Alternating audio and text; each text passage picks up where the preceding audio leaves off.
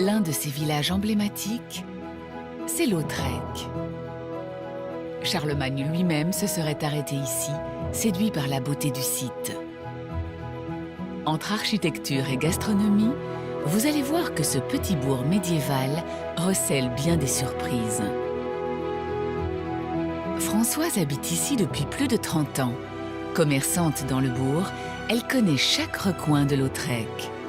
Le meilleur endroit pour découvrir son village selon elle, c'est le point culminant de la cité. C'est ici qu'elle va vous le présenter avec son amie Vanessa, tarnaise d'adoption et guide touristique dans le village. J'aime dire à tous les gens qui viennent et qui le découvrent pour la première fois, perdez-vous, laissez-vous aller au gré de vos envies dans les ruelles de Lautrec, flânez, imprégnez-vous de l'ambiance, de la douceur de vivre. Lautrec, c'est beaucoup de patrimoine, déjà de par ses petites ruelles étroites, ses maisons avec une architecture atypique. Ces maisons à pans de bois du XVIe siècle, c'est ce qui fait le charme de Lautrec. Mais à y regarder de plus près, vous pourrez trouver bien d'autres raisons de vous balader dans ce haut lieu de l'arrière-pays tarnais. Ici, qui est quand même la butte de la Salette avec un calvaire qui a été érigé en 1864, un moulin à vent qui est encore en fonctionnement. Et voilà, Lautrec, un village authentique, je pense que c'est le mot qui le décrit le mieux. Comment ne pas donner raison à Vanessa? Quand vous aurez passé la porte de la Caussade, qui marque les anciens remparts, vous vous laisserez certainement séduire par ces petites places typiques. Et sous les toits de tuiles rouges, vous saurez peut-être lire entre les lignes de l'histoire. Tu sais ce que c'est, Françoise, cette tour-là qu'on aperçoit? A priori, je dirais que c'est un pigeonnier. C'est ça, voilà. Il faut savoir que dans le Tarn, on en compte quand même près de 1700. Donc ce grand nombre s'explique par deux raisons. La première, c'est qu'au début, partout en France, le droit d'avoir un pigeonnier était simplement réservé à la noblesse et aux seigneurs. Mais ici, dans le sud de la France, on a un conseiller au Parlement de Toulouse qui, en 1682, propose d'octroyer ce droit à toute la population. Donc ça a été quand même un grand progrès. Et donc la deuxième raison, tout simplement, on utilisait la colombine comme engrais. C'était très efficace et surtout peu cher. La colombine, ce sont les excréments des pigeons. Un engrais très recherché à l'époque pour la culture du pastel. Et il y avait énormément de culture de pastel voilà, dans la exactement, région. On est quand même dans le triangle bleu Toulouse, Albi, Carcassonne, donc on est quand même un pays de cocagne. Car l'expression « pays de cocagne » tient son origine de la culture du pastel, une plante tinctoriale dont on extrayait la couleur bleue. Certains locaux, comme Françoise, l'ont depuis peu remis au goût du jour dans la plus pure tradition d'un savoir-faire régional. Ici, vous êtes en pays de cocagne. La cocagne, c'était une boule de feuilles de pastel séchées. Et c'était vraiment le mode de conservation et surtout de transport. Ça permettait de le transporter et on pouvait commercer ainsi dans toute l'Europe. C'était un commerce qui était extrêmement florissant. Les marchands pasteliers étaient plus riches que les rois. Dès le XIIIe siècle et jusqu'à la Renaissance, le pastel était la seule source de bleu en Europe. Cette petite boule a donc fait la fortune de plusieurs générations de Lautrécois. C'est sous cette forme qu'elle partait pour être transformée dans les pays acheteurs, selon un processus assez original. Arrivée à destination, la cocagne était broyée pour être ensuite mise dans des bains d'urine humaine. Il existait d'ailleurs un métier qui s'appelait pisseur. Et les hommes étaient vraiment très très bien payés pour l'époque. Et en plus de ça, on les faisait énormément boire pour que l'urine soit bien chargée en ammoniac. On leur faisait boire des boissons alcoolisées et ils étaient ravis. Pour eux, c'était double paye. Sorti du bain de pastel, le tissu est vert. C'est au contact de l'air que le fameux bleu pastel se révèle. Si vous passez par la boutique de Françoise, dans le centre de Lautrec, n'hésitez pas à lui demander une petite démonstration. Et profitez-en pour faire le plein de spécialités à l'ail, son magasin en regorge. Car l'autre richesse du village, c'est l'ail rose. Le vendredi matin, c'est marché à l'ail à Lautrec. 4,50. T'as fait le prix déjà toi? Ah bah oui, là je fais les prix, oui. Je t'ai vu arriver, tu comprends, alors... Dédié aux professionnels, vous pourrez tout de même y faire un tour pour vous imprégner de l'ambiance pittoresque qui règne ici lors des négociations. Oh non, Pourquoi non? 3,50. C'est un peu un jeu aussi. Voilà, le négociant il passe, il essaye de tirer le prix vers le bas, bien entendu. Mais souvent, là, comme ce matin, là, il y a un négociant qui m'a donné un prix, et puis il est parti, parce que j'ai pas voulu. Et quand il est revenu, il m'a dit, t'as vendu? Oui, oui, j'ai vendu. Ah zut, alors si j'avais su... Il a été trop gourmand. Voilà, mais il Tant pis pour a lui. joué, il a perdu. Il a joué, il a perdu. Voilà. Mais quand ils arrivent sur le marché et qu'ils promènent le carnet, qu'ils n'achètent rien, alors là, c'est nous qui faisons la gueule, parce que... Mais ne vous y trompez pas, l'ail de Lautrec, ce n'est pas que ce petit marché. Sa réputation dépasse les frontières puisqu'il est très apprécié en Allemagne et en Suisse.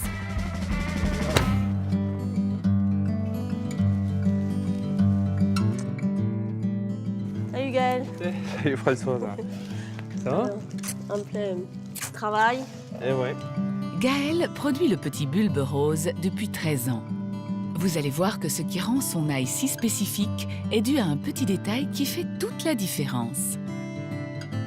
L'ail rose de Lautrec a une particularité, c'est que c'est un ail à bâton. On dit un ail à bâton, il y a une hampe florale, vous voyez. Donc la tige est très rigide.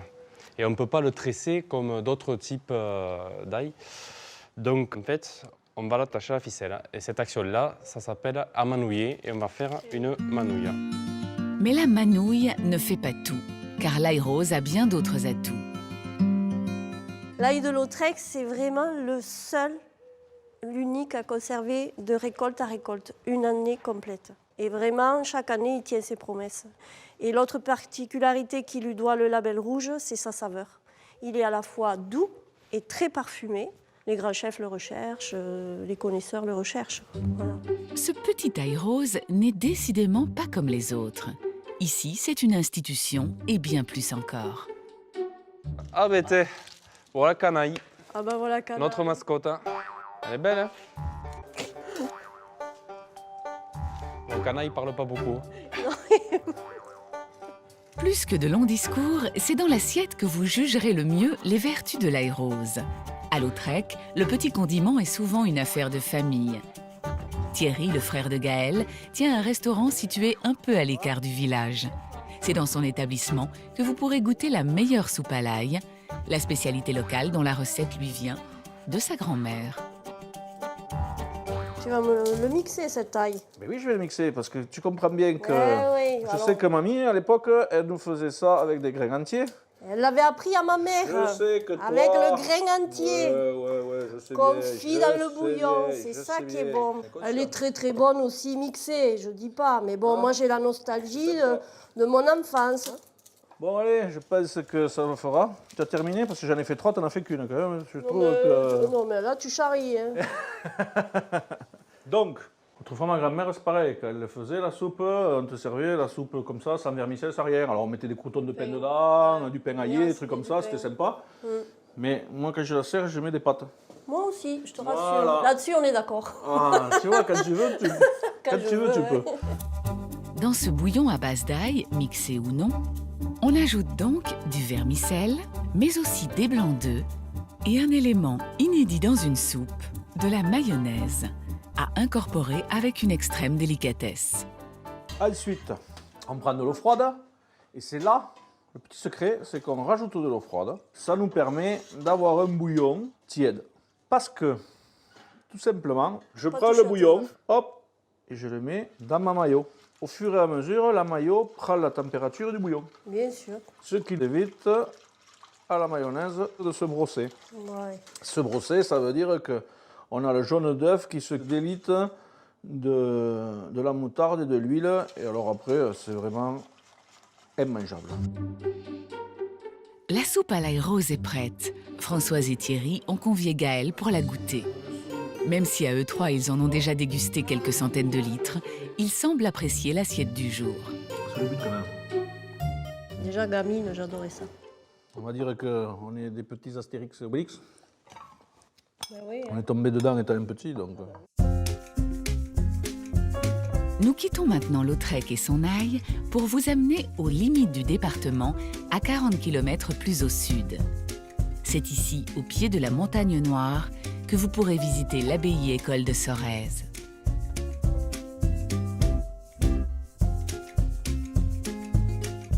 Votre guide, c'est Isabelle, une ancienne élève de cet établissement prestigieux. Bonjour Isabelle. Bonjour Françoise. Bon, ben moi, je viens faire ma rentrée des classes. Eh bien écoute, ça tombe bien, il fait beau. Voilà. T'as pas encore le cartable, mais c'est pas Non, grave. mais demain, je l'amène, ça c'est promis. Bon, allez, Allez, on y va. on rentre dans l'histoire. Pour votre gouverne, chère Françoise, l'établissement ne dispense plus de cours depuis 1991. Mais l'abbaye de Sorèze, c'est tout de même 1300 ans d'histoire. Ses fondations ont vu le jour sous Pépin le Bref en 754. Au début, une simple abbaye, c'est au XVIIe siècle que les bénédictins de Saint-Maur, connus pour leur érudition, vont offrir au lieu une nouvelle destinée. Les bénédictins vont ouvrir une école pour alphabétiser les gentilshommes sans fortune du village. Et ces bénédictins vont s'avérer être des professeurs novateurs et ils vont proposer un enseignement à la carte qui va permettre à l'école de Sorèze de devenir une des 12 écoles royales militaires fondées sous le règne de Louis XVI. En 1864, un religieux atypique, le père Lacordaire, oriente l'instruction à l'abbaye vers encore plus de créativité et de liberté d'expression. Sa vision de l'éducation donne à l'école un second souffle et une dimension internationale. Une renommée que vous pouvez encore lire sur les murs de la salle des illustres. Oh là, mais c'est super ce plafond, là là. Ça, c'est du plafond à la française. Écoute, je suis contente de ta réaction parce que effectivement, c'est le but. La salle était faite pour surprendre et impressionner les élèves, les nouvelles promotions lorsqu'elles arrivaient ici. C'est la salle des fêtes de l'école, c'est là où les élèves se voyaient remettre leurs prix, leurs grades. Lacordaire l'avait souhaité comme le panthéon des gloires de Sorèze. Généraux d'empire, ingénieurs ou musiciens, beaucoup des grands hommes qui ont fait l'histoire de France ont étudié ici. Plus récemment, d'autres personnalités bien plus populaires ont usé leurs culottes sur les bancs de l'abbaye-école de Sorèze. Voilà, donc ici on figure la liste de tous les élèves qui ont fréquenté l'école. Donc il y a pas mal de personnalités, il y a eu Hugo Frey, il y a eu Julien Lepers, Igor et Grishka Bogdanov, et puis comme ici, donc Claude Nougaro, qui a été élève ici en 1945 et qui était un élève un peu turbulent et qui avait du mal à s'adapter à la discipline. Et alors il faisait régulièrement le mur dans le parc de l'école.